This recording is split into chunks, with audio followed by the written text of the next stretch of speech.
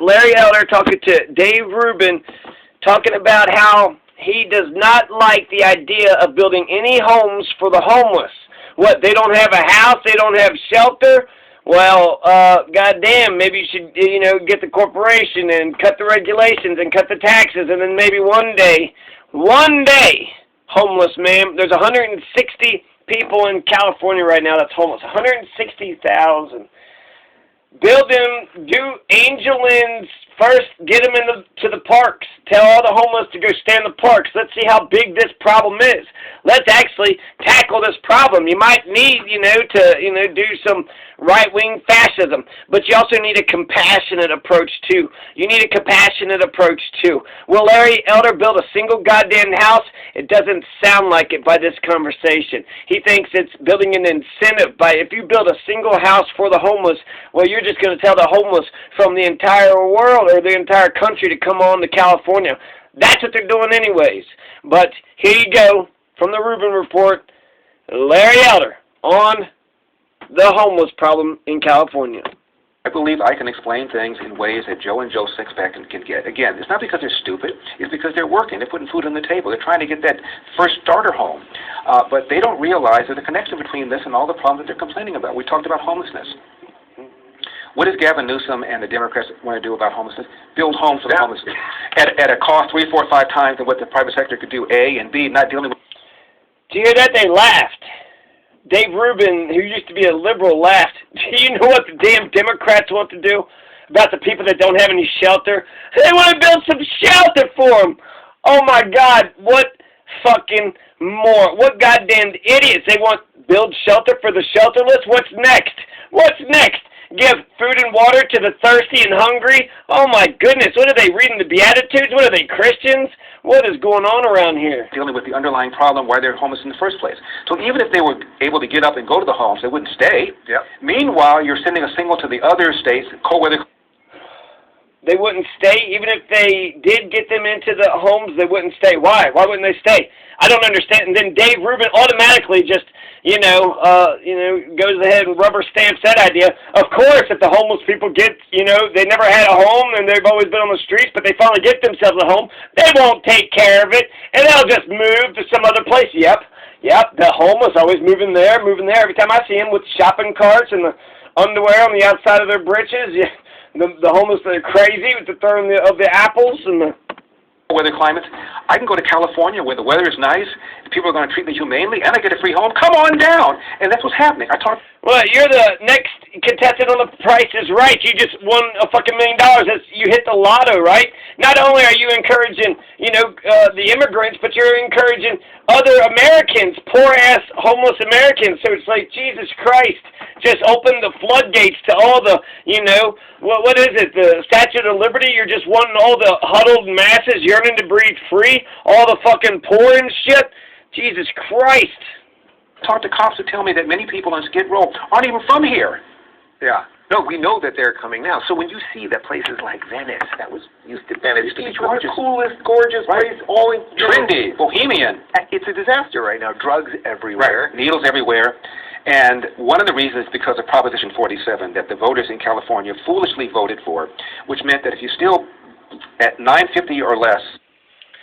Skid Row is a neighborhood in downtown LA. The area is officially known as Central City East. As of 2019, the population of the district is just under 5,000.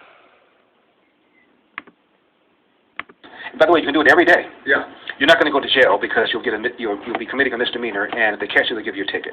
The whole point was, and it was a legitimate point, was to get people in treatment because many people who are stealing to support their meth habit. But you take away the stick of going to jail, there's no reason to go to rehab. So the cops are saying, get up and go to rehab. F you, why should I go? What are you going to do to me? Nothing. So what do we do about the DAs? Because that's part of it too, right? We have two left-wing DAs, one in the Bay Area, San Francisco, and one in LA. And by the way, they're both facing recall elections. Yep. And I also avidly support the recall of those two DAs because they're soft on crime. And this mau-mauing of the police are pulling back. It's called the Ferguson effect. Now they call it the George Floyd effect. You're a cop. Much of police work is discretionary. You don't have to get out of the car if you don't want to. You see something that looks suspicious, why get out of the car and run the risk someone's going to get their cell phone, video you, and accuse you?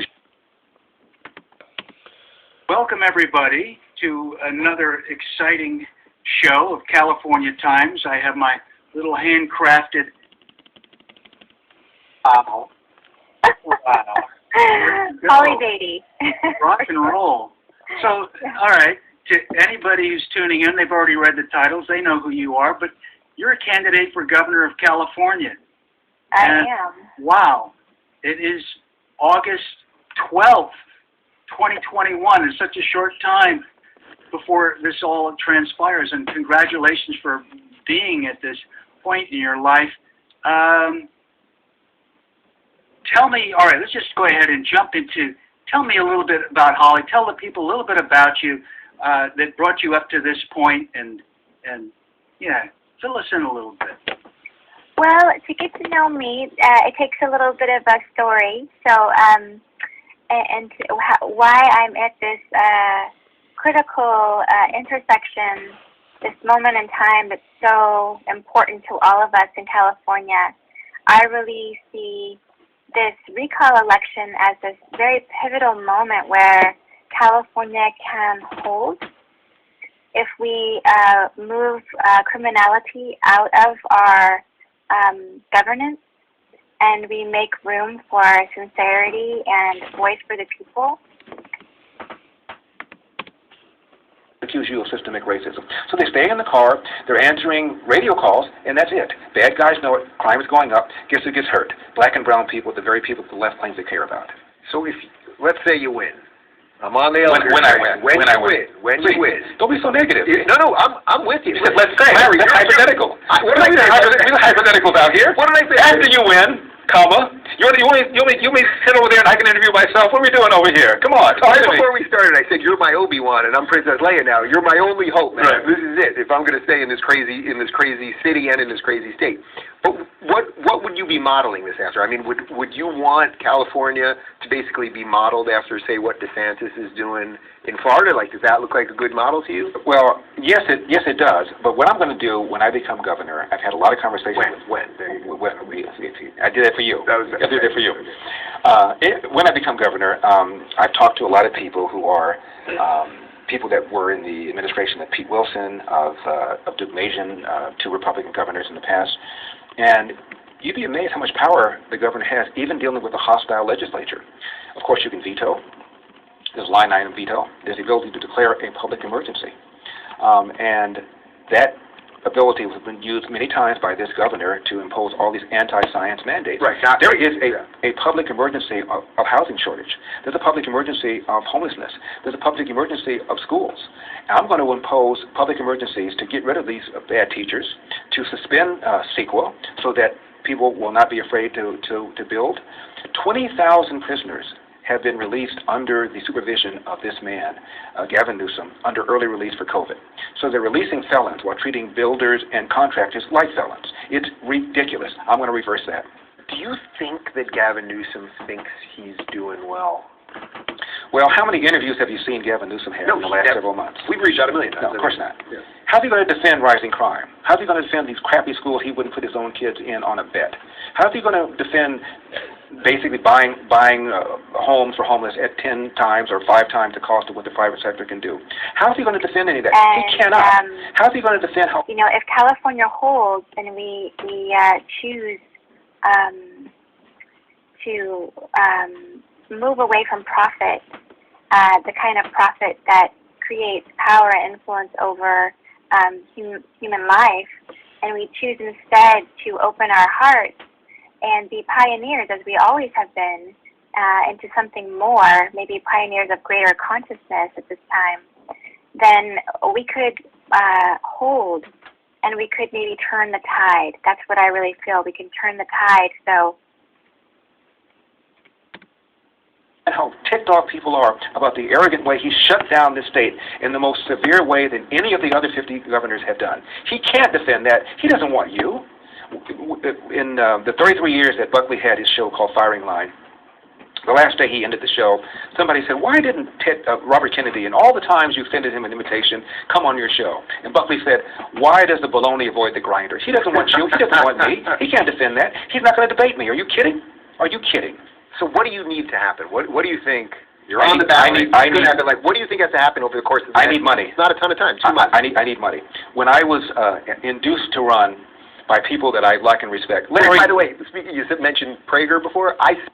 He was induced to run by Prager? Said to Prager in my backyard months ago, I said, Dennis, run. I'll fundraise for you. You could have parties here, whatever.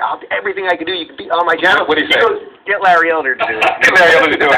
Get the black guy to do it. And Dennis is also responsible for my career on radio. But for Dennis, I met him in Cleveland when I was working there. I'm from here, but I met him in Cleveland. And Dennis put me on his show. Management heard me. The rest is history. And Dennis also induced me to get into this race. I told Dennis this morning, I was on his show, I said, Dennis, you're going to burn in hell.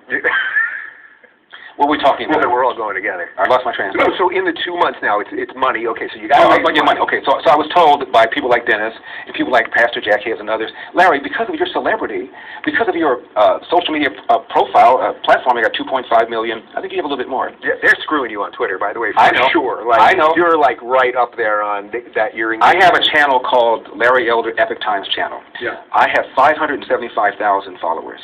I've had that same number for almost a year. It was rocking and rolling, and then all of a sudden, dead stop. Yeah, no, I know, because me and you were both at like 980 Right. on Twitter, and I was like, I want to beat him. Not that we're competitive or anything. No.